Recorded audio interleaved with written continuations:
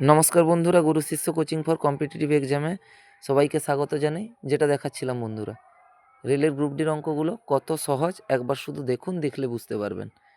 দুটি সংখ্যার যোগফল 32, তাদের একটি সংখ্যা অন্যটির থেকে 18 অধিক, বড় সংখ্যাটি নির্ণয় করুন। কত সহজ দেখুন, অঙ্কটা করে দেখাচ্ছি, দেখুন মজা আসবে কেমন। দেখুন এক্ষুনি করেছিলাম আমি অঙ্কটা, দেখাচ্ছি আবারও। দেখুন দুটি সংখ্যার যোগফল আমি ধরলাম, একটি সংখ্যা এক্স আর একটি ওয়াই, যোগফল বলেছে এক্স প্লাস ওয়াই, কত না 32। আচ্ছা, একটি সংখ্যা অন্যটির থেকে 18 অধিক, তাহলে একটা বড়, আমি ধরলাম এক্সটা বড় আর ওয়াইটা ছোট, তাহলে বিয়োগফল কত না 18 অধিক বলেছে, তাহলে বিয়োগফল 18। এই দুটো ধরুন, এটা সমীকরণ 1 প্রথমেরটা, এটা সমীকরণ 2। আচ্ছা, এই দুটো সমীকরণকে আমি যোগ করছি, এখানে যোগ এখানে যোগ, সবটা যোগ নিচে, দেখেছেন। এবার এই ওয়াই আর মাইনাস ওয়াই কেটে গেল, জানেন নিচে প্লাস হলেও সেই মাইনাস ওয়াই থাকছে, প্লাসে মাইনাসে মাইনাস কেটে গেল, আর দুটো এক্স মিলে হয়ে গেল আপনার 2x। আর এদিকে 18 আর 32 যোগ হলে হলো 30 10 40, আর 8 আর 2 10, কত হলো না 50 হলো। এবার এখান থেকে এক্সের মান বের করছি, দেখুন এক্স সমান কত না 50কে আমার 2 দিয়ে ভাগ হবে, 50কে 2 দিয়ে ভাগ হবে, তাহলে কত হবে না 25 হবে। কত হবে? এক্স সমান 25 হবে। এক্স সমান হবে কত? 25। এক্স সমান 25 হবে। এবার যদি দুটি সংখ্যার যোগফল 32 হয়, তাহলে বোঝাই যাচ্ছে যে বড় সংখ্যাটাই 25, আর একটা যেটা হবে সেটা ছোট, কারণ 25-এর সাথে আর অল্প কিছু যোগ হতে গিয়ে 32 হয়েছে। তাহলে অল্প কিছু, কারণ 32-এর থেকে আপনি যদি ডিফারেন্স করেন, তাহলে আর যেটা সেটা হচ্ছে সেটা ছোট সংখ্যা হবে, কারণ 32 থেকে আপনি 25 বাদ দিন, তখন বুঝতে পারবেন। কারণ যদি যোগফল 32 হয়, তাহলে একটি সংখ্যা যদি 25 হয়, আরেকটি কত? একটি সংখ্যা যদি 25 হয়, আমি বিয়োগ করি 32 থেকে 25 বিয়োগ করলে আমার হচ্ছে কত না 7 হচ্ছে। আরেকটি সংখ্যা কত হচ্ছে? 7। তাহলে আরেকটি 7 আর একটা 25, তাহলে নিশ্চয়ই 25টাই বড় হবে। 25 আর 7 যোগ করলে 32 হচ্ছে, তাহলে বড় সংখ্যা 25 হবে। দেখুন আমি 25 অপশান পাই কিনা, আর হাত দিয়ে দেখব উত্তর কী হয়। অপশান পেয়ে গেছি 25, 4 নম্বরে আছে, হাত দিয়ে দেখছি সঠিক হয় কিনা। দেখুন সঠিক হয়ে গিয়েছে।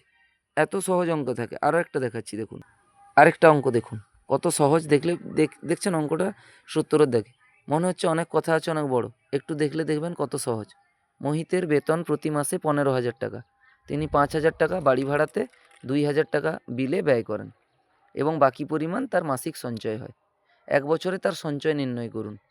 যদি তার জন্মদিনের মাসে তিনি জন্মদিন উদযাপনের জন্য তার সম্পূর্ণ মাসিক সঞ্চয় ব্যয় করেন, তাহলে বন্ধুরা আমি করে দেখাচ্ছি, দেখুন আপনারাও পড়ুন আর দেখুন।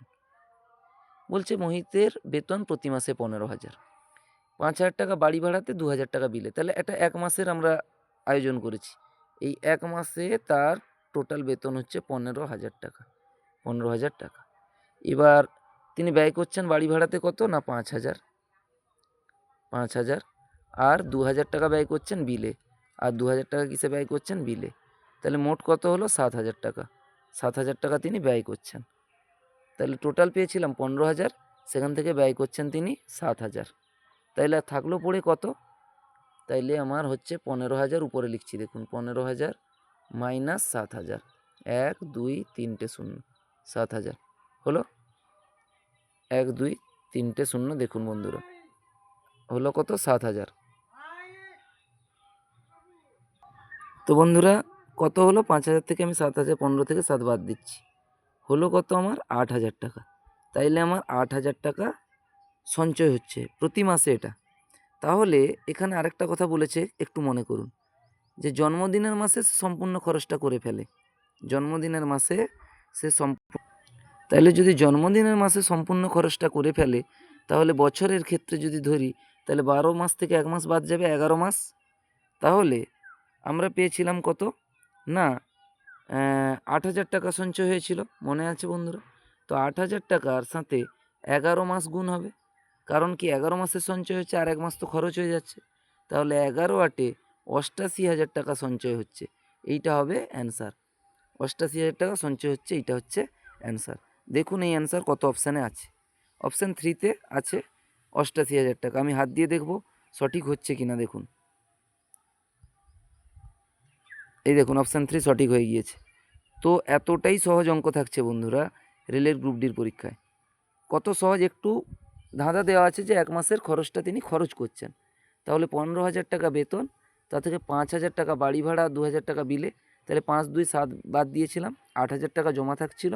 সেই 8 খরচ হচ্ছে 12 মাস যদি আমি ধরতাম, 12 8 96,000, তা থেকে বাদ দিতে হয়েছে আমাকে 1 মাসের জন্মদিনের 8,000 টাকা। তো 96 থেকে 8,000 বাদ দিলে আমার হচ্ছে 88,000 টাকা। এভাবেই অঙ্কটা আমরা করলাম। এত সহজ অঙ্ক থাকে বন্ধুরা। ভিডিও কেমন লাগছে শেয়ার করুন বন্ধুদের সাথে, আর কমেন্টে অবশ্যই লিখে জানান। এবং যেমন বলেছি বন্ধুরা, খুবই চেষ্টা করছি, এবং আজকেই হয়তো আমরা অঙ্কের ক্লাস পুরো এবং বিজ্ঞানের ক্লাস শুরু করার জন্য একদম চেষ্টা করছি। কমেন্টে বন্ধুরা লিখুন কেমন লাগছে আমাদের এই প্রচেষ্টা। ধন্যবাদ।